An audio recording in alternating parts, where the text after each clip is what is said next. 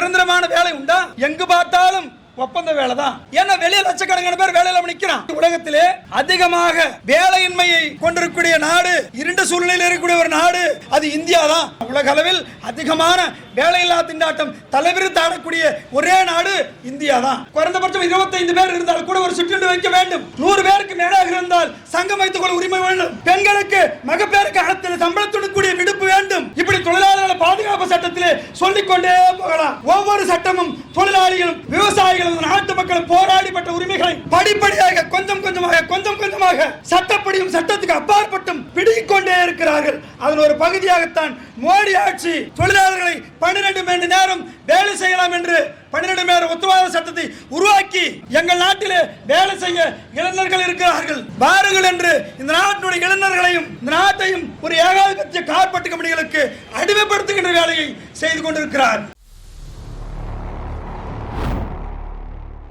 கடந்த காலங்கள் 2014 பிஜேபி முதல் ஆட்சிக்கு வந்தாங்க. நாங்கள் வந்தால் ஒரு ஆண்டுக்கு 2 கோடி பேருக்கு வேலை தருவோம். காங்கிரஸ் கட்சியில ஊழல் கட்சி, ஊழல் பணத்தை கைப்பற்றி வெளிநாட்டில் போட்டு சுவிஸ் பேங்க்ல வச்சிருக்கான். நாங்க கைப்பற்றி மக்களுக்கு தருவோம், வங்கியில போடுவோம், நாங்கள் சுதேசிகள் என்று சொல்லி எந்த கொள்கையால், எந்த எக்கனாமிக் அரசியல் பொருளாதார கொள்கையால் நாடு நெருக்கடியை சந்தித்தோ அதே கொள்கையை மிக தீவிரமாக செயல்படுத்தி அடுத்த கட்ட பாய்ச்சலை கொண்டு சென்றதன் விளைவாக கடந்த 10 ஆண்டு காலத்தில் மோடி ஆட்சியில் என்ன நடந்திருக்கிறது கொஞ்சம் பரிசீலித்து பார்த்தால் தெரியும். விவசாயத்துறையில் ஏறக்குறைய 5 லட்சம் விவசாயிகள் காங்கிரஸ் ஆட்சி காலத்திலே தற்கொலை செய்து கொண்டு மாண்டார்கள். விவசாயிகளுக்கு நல்ல காலம் இருக்குது சொன்ன ஆட்சிக்கு வந்த பிஜேபி ஆட்சி 10 ஆண்டு காலத்திலே இன்றைய தினம் ஒரு நாள் ஒன்றுக்கு குறைந்தபட்சம் 30 விவசாயிகள் தற்கொலை செய்து கொண்டு வாழ்கிறார்கள். இதற்கு என்ன காரணம்? விவசாயத்துறையில், வேளாண்மை துறையில் நீர்வளத்தில் அரசாங்கம் தலையிடா கொள்கை கடைபிடிக்குது. நீர்வளத்தில் தலையிடா கொள்கை கடைபிடிக்கிறார்கள். விதைகளில் பன்னாட்டு கம்பெனிகளை, மான்சோடா எம்என்சி போன்ற, கார்கில் போன்ற நிறுவனங்களை அனுமதிக்கின்றார்கள். விவசாயிகள் உற்பத்தி செய்கின்ற பொருட்களுக்கு அல்லது விவசாயிகளுடைய இடுபொருட்களுக்கு, உரம், பூச்சி மருந்துகளுக்கு மானியங்கள் தொடர்ச்சியாக வெட்டப்படுகிறது. இன்னொரு பக்கம் விவசாயி உற்பத்தி செய்யப்பட்ட பொருட்களுக்கு நிர்ணயமான விலை இல்லை. இப்ப சொல்றான் இல்லையா, வேளாண்மை சட்டத்தை வாபஸ் ஆன பிறகு இந்த கடந்த பட்ஜெட்ல வேளாண்மை பொருட்களை கொள்முதல் செய்வதற்கு அரசாங்கம் நிதி ஒதுக்கல. பொது விநியோக திட்டத்திற்கு நிதியை குறைச்சிட்டான். 2 ஒரு பங்கு குறைச்சாச்சு. எனவே விவசாயிகள் உற்பத்தி செய்கின்ற பொருட்களுக்கு உற்பத்தி செலவு கூடிக்கொண்டே இருக்கிறது. விவசாயிகள் உற்பத்தி செய்யப்பட்ட பொருட்களுக்கு நிர்ணயமான விலை இல்லை. எனவே விவசாயிகள் கடனாளிகளாக மாறுவது, நெருக்கடிக்கு உள்ளாகுவது, வேளாண்மை துறையே ஒரு சுமையான துறையாக மாறிக்கொண்டிருப்பது நாட்டின் ஒரு மிகப்பெரிய அவலம். இது மோடி ஆட்சிக்கு வந்த பிறகு மிக வேகமாக நடந்திருக்கிறது. தொழிலாளர் தினம், தொழிலாளர் பிரச்சனை ஒண்ணு மட்டும் சொல்லுகிறேன். உலகத்திலே எந்த நாட்டிலும் எந்த முதலாளியும் இன்னொரு நாட்டுக்கு மூலதனத்தை கொண்டு வருகிறான் என்று சொன்னால் ஆசான் லெனின் சொன்னதை போல் மலிவான கூலி உழைப்பு உறிஞ்சுவதற்குத்தான் வருவானே ஒழிய அந்த நாட்டினுடைய வளத்தை பெருக்கவோ செல்வத்தை பெருக்கவோ வரமாட்டான். இவர்கள் சொல்லுகிறார்கள் அந்நிய மூலதனம் வந்தா வளர்ச்சி வரும்னு. எந்த முதலாளியாவது இந்த நாட்டுக்கு வேலை பெருக்குவானா? அப்படி பெருக்கி இருக்கிறானா? உலகத்தில் எங்குமே கிடையாது.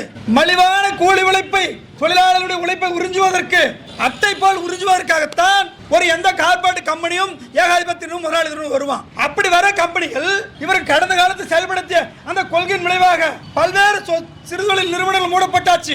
தொழிலாளர்கள் இன்னைக்கு என்ன நிலைமை? கம்பெனில சங்கம் வைக்கும் உரிமை இல்ல, கூலியில பேரம் பேச உரிமை இல்ல, போனஸ் கிடையாது, விடுப்பு கிடையாது, சரண்டர் கிடையாது.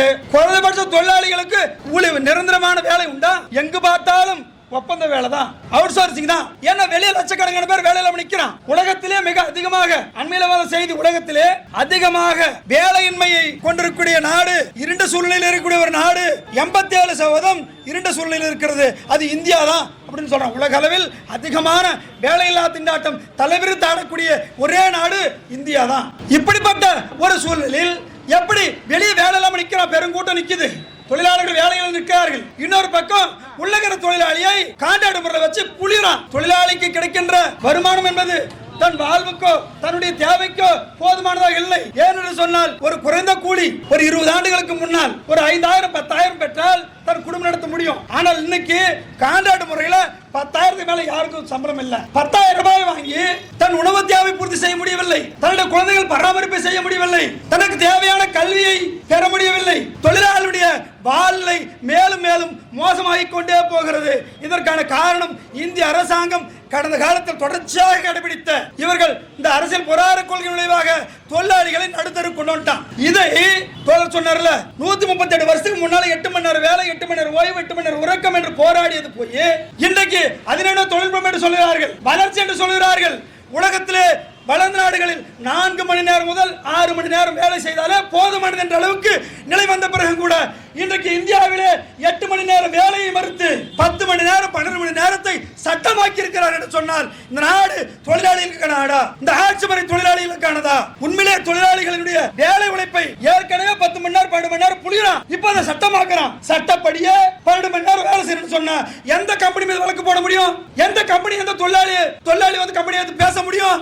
சங்கம் வைத்து அடிச்சு நொறுக்கிறான். குறைந்தபட்சம் ஊதிய உயர்வுக்கு பேசினா கூட, பொருளாதார கோரிக்கை கேட்டா கூட தொழிலாளி வந்து இவர் டெரரிஸ்ட் ஏதோ ஒன்று சொல்றான், இது ஒரு அதிபயங்கரவாதி ஏதோ ஒன்று சொல்லி அந்த உரிமையை பறிக்கிறான். ஏற்கனவே தொழிலாளர் சட்டம் என்ன? குறைந்தபட்சம் 25 பேர் இருந்தால் கூட ஒரு சுற்றி வைக்க வேண்டும். 100 பேருக்கு மேலாக இருந்தால் சங்கம் வைத்துக் கொள்ள உரிமை வேண்டும். பெண்களுக்கு மகப்பேறு காலத்தில் சம்பளத்துடன் கூடிய விடுப்பு வேண்டும். இப்படி தொழிலாளர்கள் பாதுகாப்பு சட்டத்திலே சொல்லிக்கொண்டே போகலாம். ஒவ்வொரு சட்டமும் தொழிலாளிகளும் விவசாயிகளும் நாட்டு மக்களும் போராடி பெற்ற உரிமைகளை படிப்படியாக கொஞ்சம் கொஞ்சமாக சட்டப்படியும் சட்டத்துக்கு அப்பாற்பட்டும் பிடிக்கிக் கொண்டே இருக்கிறார்கள். அதன் ஒரு பகுதியாகத்தான் மோடி ஆட்சி தொழிலாளர்களை 12 மணி நேரம் வேலை செய்யலாம் என்று 12 மணி நேரம் ஒத்துவாத சட்டத்தை உருவாக்கி ஏகாதிபத்தியத்துக்கும் கார்ப்பரேட்டுகளுக்கும் எங்கள் நாட்டிலே வேலை செய்ய இளைஞர்கள் இருக்கிறார்கள், வாருங்கள் என்று இந்த நாட்டினுடைய இளைஞர்களையும் இந்த நாட்டையும் ஒரு ஏகாதிபத்திய கார்ப்பரேட் கம்பெனிகளுக்கு அடிமைப்படுத்துகின்ற வேலையை செய்து கொண்டிருக்கிறார். இதற்கெல்லாம் என்ன காரணம்? தொழிலாளர் தனியாக நின்று, விவசாயிகள் தனியாக நின்று இந்த நாட்டில் போராடி வெற்றி பெற முடியாது. ஏனென்று சொன்னால் இந்த நாட்டில் நிலவக்கூடிய அனைத்து அரசியல் பொருளாதார நிலைமைகளுக்கும் வேலையில்லா திண்டாட்டத்திற்கும் வறுமைக்கும் அடிப்படையான காரணம் மோடி அரசாங்கம் நடைமுறைப்படுத்திய அந்த அரசியல் பொருளாதார கொள்கைகள், அடிமைத்தனமான காலனி ஆதிக்கத்தின் கீழான அரசியல் பொருளாதார கொள்கைகள். அதனுடைய வெளிப்பாடுதான் ஜிஎஸ்டி வரி கொள்கை. இங்க ஜிஎஸ்டி என்ன நிலவரம்? நாங்களாம் உணவுப் பொருளுக்கு வரி போட மாட்டோம். இப்ப அரிசிக்கு வரி, பருப்புக்கு வரி, பாலுக்கு வரி, தண்ணிக்கு வரி. அப்புறம் கேட்டா மினிமம் பேக்கம் 25 கிலோவுக்கு மேல உள்ளந்தா வரியா. ஒன்னு அரிசிக்கார போற ஒரே பிரச்சனை 26 கிலோ பண்ண அரிசி. உணவுப் பொருட்களுக்கு வரி இல்லை என்று சொல்லி ஜிஎஸ்டி கொண்டு வந்தான். ஜிஎஸ்டி கொண்டு வர நோக்கம் என்ன? இந்தியாவில் இருக்கக்கூடிய பெருவாரியான வணிகங்கள், வியாபாரங்கள், சிறு தொழில்கள், அன்ஆர்கனைஸ்ட் செக்டர் திட்டமிடப்படாத பொருளாதாரமா இருக்கிறது. இதிலிருந்து வரி வருவாய் தர முடியாது. எனவே கார்ப்பரேட் கம்பெனிகள் மீதான நேரடி வரியை 30% இருந்து இன்னைக்கு வெறும் 16 22% மாற்றிவிட்டு இந்த நாட்டுடைய விவசாயிகள் மீது, இந்த நாட்டுடைய வணிகர்கள் மீது, இந்த நாட்டினுடைய வியாபாரிகள் மீது வரியை போட்டு வெள்ளை ஏகாதிபத்தியத்தை விட ஒரு கொடுமையான ஆட்சி முறை. வெள்ளைக்காரன் காலத்தில் கூட உப்புக்கு வரி போட்டா 22, ஆனால் இன்றைக்கு அனைத்து பொருட்களுக்கும் வரி போட்டு கிட்டத்தட்ட 50% மக்கள் 64% ஜிஎஸ்டி வரியை கட்டி கொண்டு இருக்கிறோம். ஆனால் கார்ப்பரேட் கம்பெனிகள் மீது 1% வரி போட்டா போதுங்க. ஒரே 1% வரி போட்டால் இந்த நாட்டில் 5 ஆண்டுகளுக்கு கல்வி, மருத்துவம், சுகாதாரம் தேவையான அளவுக்கு 5 ஆண்டுகளுக்கு வழங்கலாம் என்று சொல்கிறான். இந்த நாட்டுடைய மொத்த சொத்துக்கள், இந்த நாட்டில் இருக்கக்கூடிய மொத்த மூலதனத்தில் கணக்கெடுத்துக் கொண்டால் வெறும் 5% பேர் வச்சிருக்காங்க, 80% வச்சிருக்காங்க. இது எப்படி வந்தது? மோடி கொண்டு வந்த அந்த பணமிக்க நடவடிக்கை, ஜிஎஸ்டி வரி கொள்கை. இது மோடி கொண்டு வந்த இது அச்சு ஒரு நிறைய கொள்கைகளை சொல்ல முடியும். இது மிக பிரதானமான உலகமய, தனியார்மய, தாராளமய கொள்கை. காங்கிரஸ் கொள்கையுடைய அடுத்த கட்டத்தில் போய் ஒரு இறுதியான லட்சியம், ஒரு மைல்கல் என்று சொல்கிறார்கள். இந்த கொள்கைகளை நடைமுறைப்படுத்திய விளைவாக இவ்வளவு பெரிய நெருக்கடியை சந்தித்துக் கொண்டிருக்கிறோம். ஆனால் இவர்கள் கார்ப்பரேட் கம்பெனிகளுக்கு வரியை குறைக்கிறார்கள், மக்களுக்கு வரி போடுகிறார்கள். இப்படிப்பட்ட அரசியல் பொருளாதார கொள்கைகளை எதிர்த்து போராடி குறைந்தபட்சம் சரி எல்லாம் செய்றீங்க, இதெல்லாம் செஞ்சீங்கல்ல, இந்த குறைந்தபட்சம் மக்களுக்கான செய்றீங்களா? இல்ல கேட்டா ஏற்கனவே என்ன கொள்கை நடைமுறைப்படுத்தணுமோ அதே கொள்கை நடைமுறைப்படுத்தணும்.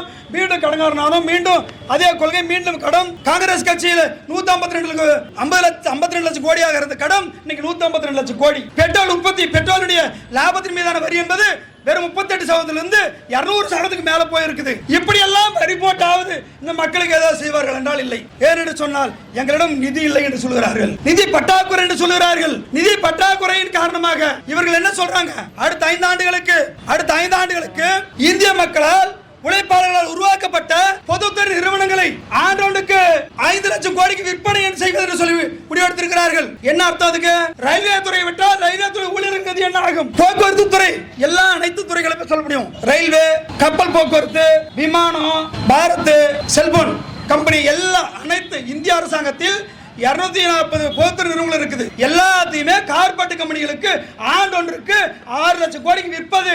5 ஆண்டு காலத்தில் 30 லட்சம் கோடிக்கு இந்திய மக்களால், நம் தொழிலாளிகளால், விவசாயிகளால் உருவாக்கப்பட்ட, ரத்தத்தால் வேர்வையால் உருவாக்கப்பட்ட அனைத்து துறைகளையும் கார்பரேட் கம்பெனிகளுக்கு மலிவான விலைக்கு தாரை வார்ப்பது என்று முடிவெடுத்து வித்துக் கொண்டிருக்கிறான். கேட்டா காசுல விற்கிறான். ஏன் மீண்டும் அதே கொள்கையை செயல்படுத்த வேண்டும்? எந்த கொள்கையை செயல்படுத்த நாடு நெருக்கடிக்குள்ளானதோ, எந்த கொள்கையை செயல்படுத்தி இந்த பொது நிறுவனங்கள் தனியாருக்கு செல்கிறதோ, அதை மீண்டும் மீண்டும் விஷத்தை மருந்து என்று மீண்டும் மீண்டும் திணிக்கிறான். இதன் விளைவாக நாட்டில் உள்ள எல்லா துறைகளும் தனியார் கொடுக்குறான். இன்னொரு பக்கம் சொல்றான், எல்லாம் கொடுத்தாச்சு, தனியாருக்கு அப்படியான வித்தான இந்த மக்களுக்கு எதாவது செய்வானா? மருத்துவத்துக்கு செய்வானா? கல்விக்கு இல்ல. சிக்கன நடவடிக்கை. என்ன சிக்கன நடவடிக்கை? மக்கள் மேல வரி போடுற பொது நிறுவனங்களை விற்கிறீங்க. ஆனா சிக்கன நடவடிக்கை என்ற பெயரால் கல்விக்கு ஒதுக்கூடிய நிதியை குறைக்கிறீங்க, பொது திட்டத்துக்கு கொடுக்கிற நிதியை குறைக்கிறீர்கள், மருத்துவம் எல்லாத்தையும் தனியாராச்சு. சிக்கன நடவடிக்கை என்ற பெயரால் வெல்பர் ஸ்டேட், சேமநல அரசு என்ற அடிப்படை கொள்கைகளை கைவிட்டு ஒரு வணிகமய அரசாக, இதான் கார்பரேட் அரசு, வியாபார அரசு, எல்லாத்தையும் லாப நட்ட கணக்கு போட்டு இந்திய ஆட்சி முறையை ஒரு வணிக அரசாக, ஒரு கார்பரேட் அரசாக மாற்றுவது என்பது அது காலனி ஆதிக்கத்திற்கு, ஏகாதிபத்தியங்களுக்கு சேவை செய்கின்ற கொள்கைகளால் வந்த விளைவு. நாம் எதிர்த்து நிற்க வேண்டிய போராட்டம் என்பது அந்நிய ஆதிக்கத்தை, நிதி மூலதன ஆதிக்கத்தை ஏற்ற போராட்டம் தான் நாட்டு மக்களுக்கு வெற்றியை பெற்று தரும், விடுவை பெற்று தரும். மோடி ஆட்சியை எதிர்த்த போராட்டம் என்பது கார்பரேட் கம்பெனி எதிர்த்த போராட்டம், கார்பரேட் கம்பெனி எதிர்த்த போராட்டம், காலனி ஆதிக்கத்தை எதிர்த்த போராட்டம், காலனி ஆதிக்கத்தை எதிர்த்த போராட்டம். ஒட்டுமொத்த அரசியல் பொருளாதார கொள்கையை தூக்கி எறிந்துவிட்டு ஒரு புதிய வகையான ஒரு சுயசார்பு பொருளாதார கொள்கையை உருவாக்குகிறது தான் இந்த மக்களுக்கும், விவசாயிகளுக்கும், தொழிலாளிகளுக்கும் மாற்றாக அமையுமே ஒழிய மாற்று வழியே இல்ல. இதுதான் தீர்வு. இப்படி சில அமைப்புகள், புரட்சிகர சக்திகள், தோழமை அமைப்புகள், நம்ம மாதிரி சில தன்னார்வ இயக்கங்கள் எல்லாம் இணைஞ்சு குறைந்தபட்சமா இந்த தொழிலாளி உரிமை பறிபோது எல்லாம் வீதிக்கு வந்துட்டாங்க. வாழ வழி இல்ல, நெருக்கடி, சிக்கி தவிக்கிறான், கடனாளியா மாறி இருக்கிறான். இதுல இருந்து அவன் எப்படியாவது விடுதலை பண்ணணும், எப்படியாவது அவனுக்கு ஒரு குறைந்தபட்ச நிவாரணமாவது கிடைக்கணும். போராட்டம் நடத்தினா உடனே சமூக செயற்பாட்டிலே கைது செய், உப்பா சட்டம் கொண்டு வா, இன்னொரு பக்கம் போ. என்ன, ஏற்கனவே காலனி ஆதிக்கத்தால் கொண்டு வரப்பட்ட அனைத்து சட்டங்களையும் மறுபதிவு செய்து பழைய காலனி ஆதிக்க ஒடுக்குமுறை சட்டங்களை புதிய காலனிய சட்டத்தால் கொண்டு வந்து ஒடுக்கிறான். மக்களை ஒடுக்குவது இன்னொரு பகுதி. இன்னொன்று, இந்த நாட்டில் மக்களை மத ரீதியாக, சாதி ரீதியாக பிளவுபடுத்தி இந்தியா முழுக்க ஒரு இந்து ராஷ்டிரத்தை கட்டி அமைப்பது.